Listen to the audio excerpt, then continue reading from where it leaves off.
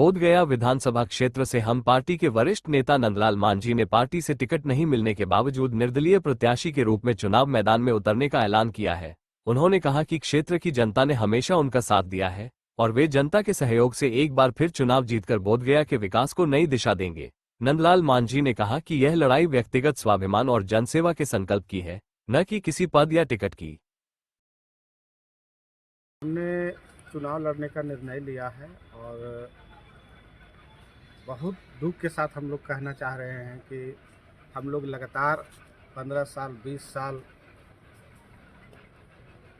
Party में हम लोग ने सेवा किया और लेकिन जब लोकतंत्र का मुख्य भाग आता है तो उसमें कहीं न कहीं हम लोग जैसे लोगों को दरकिनार कर दिया जाता है।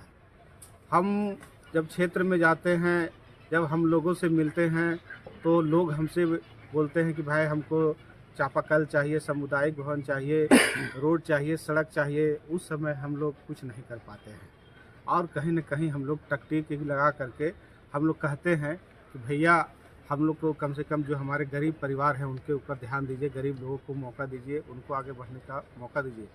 लेकिन जब इन सब बिंदुओं पर हम लोग देखते हैं तो कहीं न कहीं हमारे लोगों के साथ धोखा होता है, कहीं न कहीं हम लोग के साथ धोखा होता है और इसका परिणाम आप देख रहे होंगे।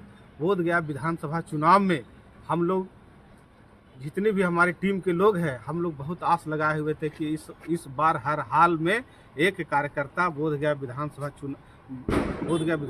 का चुनाव लड़ेगा।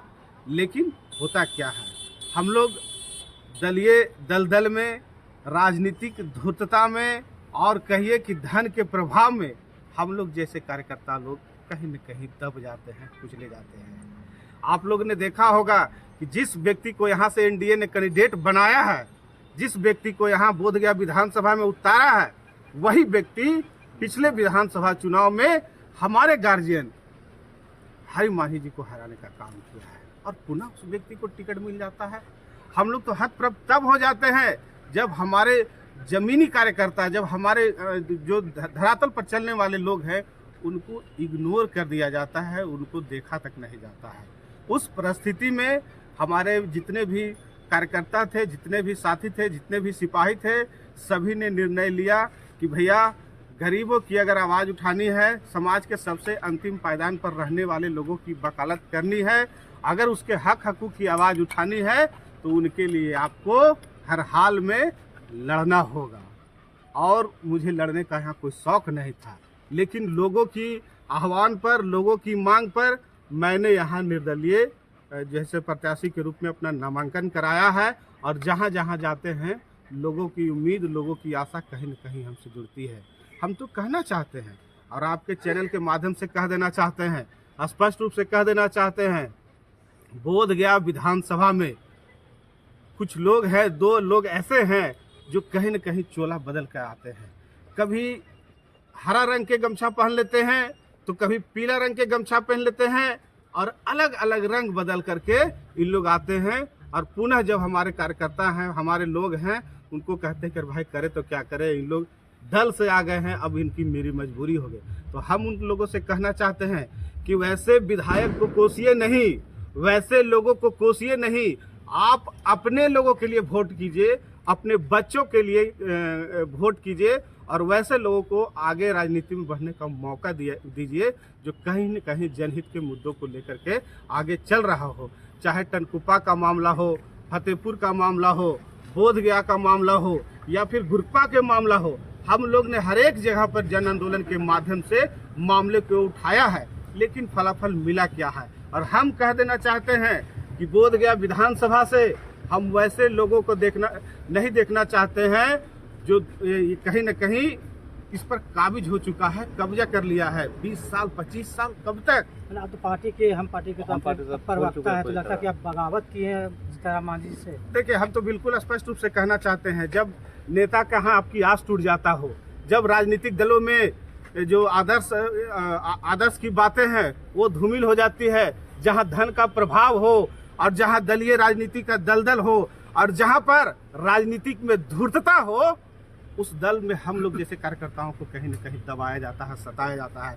और आज मजबूरी में हमको निर्दलीय के रूप में नामांकन करना पड़ा और हम बोध गया के लोगों के लिए लड़ना चाहते हैं, उनके लिए खड़ा रहना चाहते हैं। जो एक चापाकल के लिए विधायक के यहाँ गिड़गिड़ाता हो, एक गली के लिए गिड़गिड़ाता हो, एक सामुदायिक भवन के लिए गिड़गिड़ाता हो, हमारी आबादी 60 से 70 हजार इस बोध गया विधानसभा में हो और हमारा कोई प्रतिनिधित्व नहीं, हमारे बोलने वाले लोग नहीं, हमको दरनिकार किया जा रहा है, हमारे लोगों को मौका नहीं दिया जा रहा है। धन के प्रभाव से कहीं न कहीं इस सीट को प्रभावित करने का प्रयास किया गया। ये कतई नहीं चलेगा। लोग होंगे तो नेता भी मेरा होगा, यही लोगों ने तय किया है। और जनता की मांग पर, बोध गया की मांग पर हम लोग ने यहाँ पर आए हैं और हम कह देना चाहते हैं, बोध गया से 2 राक्षस का अंत होगा। यह चुनाव यह तय करेगा कि निर्दलीय प्रत्याशी को भी वोट यहाँ लोग करेंगे और लोगों ने तय किया है कि हर हाल में हम आपको मदद करेंगे। और जो जनहित के मुद्दों को लेकर के चलने का काम किया है, वैसे लोग हमारे साथ जुड़े हैं और उन्हीं के ताकत के बल पर हम एक गरीब कार्यकर्ता है, हम चप्पल पहन के चलने वाले लोग हैं, तो कहीं न कहीं हमको आगे बढ़ने का मौका मिला है और हमने हिम्मत जुटा करके निर्दलीय प्रत्याशी के रूप में नामांकन कराया। छोड़ दिए आप पूरी तरह से। हम पार्टी, आपको डर नहीं लगता कि हम पार्टी आपको निकाल देगा फिर? अरे भाई, हम तो वही कह दिए। अब हम पार्टी हमको निकाल दे या बाहर कर दे, उससे विशेष मतलब नहीं है, लेकिन हम इतना ही कहेंगे, हमारे नेता, हम कहीं न कहीं आदरणीय जीतन राम मांझी जी हम लोगों के गुरु रहे हैं, अभिभावक रहे हैं, उनका मैं आज भी मान सम्मान करता हूँ। उपेंद्र कुशवाहा जी इस्तीफा दिया या नहीं दिया? बिल्कुल इस्तीफा देकर ही तो आए हैं। कहाँ है? तो इस्तीफा यहाँ पर लेकर थोड़े आए हैं, लेकिन अगर आप कहिएगा तो वो भी हम जरूरत पड़ेगी तो हम लोग उसको दिखाने का काम करेंगे। कैंडिडेट के रूप में इस्तेमाल हो रहे हैं। ये सब बिल्कुल बेकार की बातें है। हम बिल्कुल स्पष्ट रूप से कह देना चाहता हूँ कि मैं लोगों के लिए लड़ना चाहता हूँ, मैं उनकी आवाज के लिए खड़ा होना चाहता हूँ जो कहीं न कहीं बेबस है, कहीं न कहीं आहार पर बसा हुआ है, कहीं न कहीं धरातल पर उनको कहीं न कहीं मान सम्मान नहीं मिला है। हम पूरी ताकत के साथ चुनाव लड़ेंगे और जीत यहाँ पर होगी। परिवर्तन का लहर यहाँ तय है।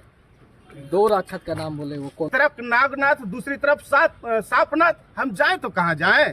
हम किस कदर जाएं? मजबूरी में गाली दे दे कर वोट देते हैं, तो ऐसा नहीं चलेगा। हमने एक विकल्प दिया है, आप चाहे तो मुझे भी चुन सकते हैं। मांझी जी साहब टिकट मांगे से नहीं मिला, तो क्या आपको लगता है कि वो भी परिवारवाद करते हैं?